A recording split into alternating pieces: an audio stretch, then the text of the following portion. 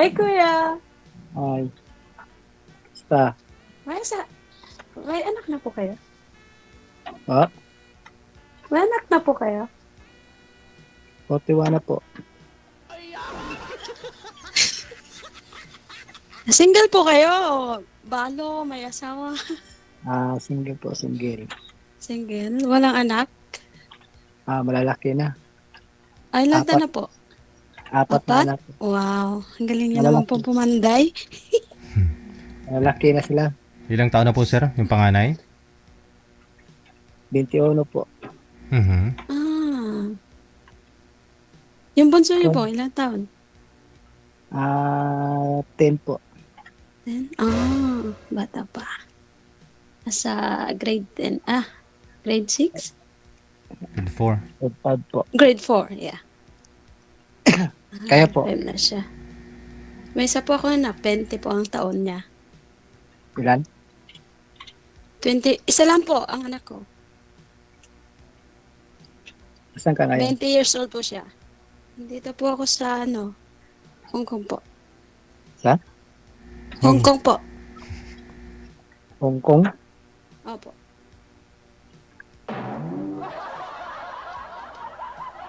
Ano po pag pinagkakabalahan nyo dyan po sa Leyte?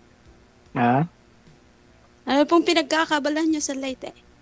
Ano pong trabaho? driver lang po. Driver? Driver. Driver ng kariton o tricycle o van? Tricycle po. Okay. Hindi nga ako Sa nakakabit. gabi po, namamasada po kayo? Alin po? Sa gabi po, namamasada po kayo? Wala eh. Alin po? Hindi ko maintindihan eh. Kung gabi daw po ba, sir, namamasada din ba kayo kung gabi, sir? Opo, sir. Okay. Pag umuwi ho si ma'am at Okay. magkasama na ho kayong dalawa, kay ma'am ka na po ho sumampa, sir, ha? Huwag na ho sa tricycle. Sakay. Oo, Bago lang po ako dito. bago lang. Saan po talaga kayo? Galing ako Manila eh. Sa Manila po. Matuna padpad kayo dyan, sir. Yung iba galing, yung iba ho, galing Leyte, pumunta dito na Manila. Ikaw ho, galing dito sa Manila. Pumunta po kayo dyan. Apo. Bakit ho? Dito po kasi ng lahi ng aking magulang eh. Yung mga anak niyo po sa ngayon, saan? Andito na po. Dinala ko na po dito. Dala-dala mo na. Lumipat na ako rito. Sakit na sa katawan sa Manila eh. Mm. Delivery po ako ng McDo. Mm. Trabaho. Dito sa Maynila. Opo. Mm.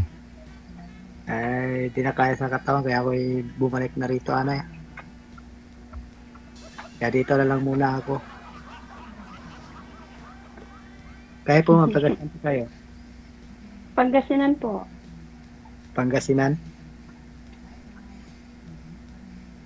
Sakto, andun ate ko sa Pangasinan.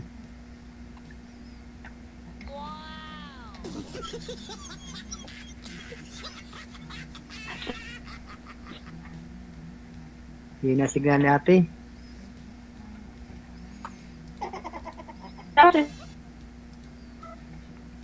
Sabi ko ho, signal ang puhunan pag sumali kayo dito sa programa natin. Pag wala hong signal, hindi ka makahanap ng sweetheart. Hindi ka makakatikim ng himaya. Ayun na. At anong gwapo mo, anong ganda mo, pag mahina naman signal mo, pangit ka pa rin.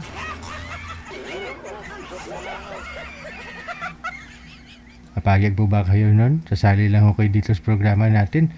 Papangit kayo kahit anong ganda mo. Wow, ang ganda ng smile ni Ma'am Siro. Nakakasikip ng ng dibdib. Smiling tooth. Smiling face. Kaya tuloy mukhang bata pa siya sa edad niya, no? Baby fish pa siya, baby fish. Pag tumanda yan, baby shark na. Madam? Oh, alam namin, cute ka. Palakasin mo na yung signal mo dyan. Wala, uy. Lahat po kayo mga taga Hong Kong, lahat ng mga sumasali po dito, ang lalakas ng signal nila. Ito lang ho si ma'am, oh. Gabi-gabi halos may mga taga Hong Kong na mga sumasali, di ba? Okay yung signal. Baka ho si ma'am sa badang mababang portion lang ng Hong Kong. Saan po kaya ito sa Hong Kong?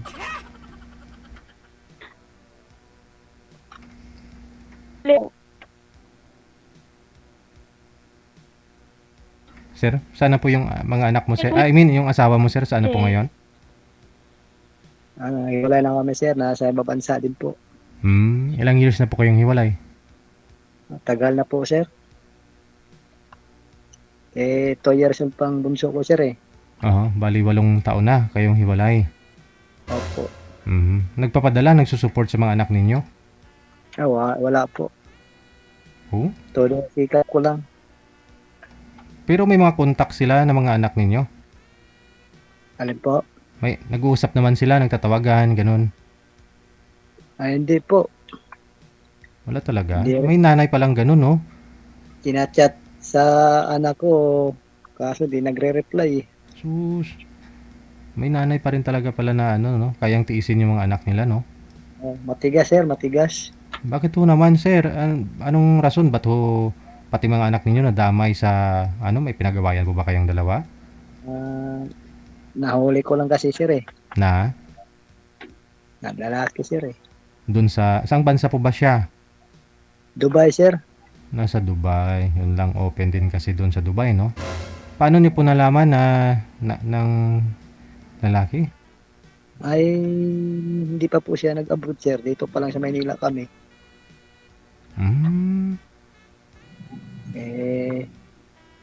Hiwalay kami. Okay. Pinapili yung mga anak ko kung saan sasama. Sa akin naman lahat. Di sa akin lahat.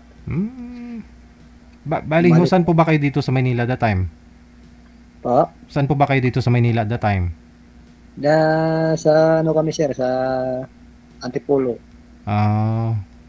Tapos nagtatrabaho siya, tapos nalaman mo, nahuli mo na may babae pala siya. I mean, lalaki.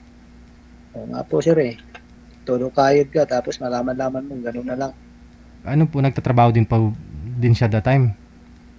Yun sir, hindi ko siya pinapayagan ng trabaho. Kaso, trabaho, kaya pinayagan ko na lang. Padang huli, nahuli ko na eh. Iba na ang kilos eh. Kaya, yun. Nagdesisyon ako na giwalay kami. Okay. Kaysa palagi akong ginaganyan. Pero bilang isang nanay, no? Sa'yo lahat ng galing yung mga anak mo. Kumbaga, ikaw yung nagbigay buhay sa mga anak mo. Hindi mo kayang tiisin, no? Na kahit kamustahin man lang. Diba?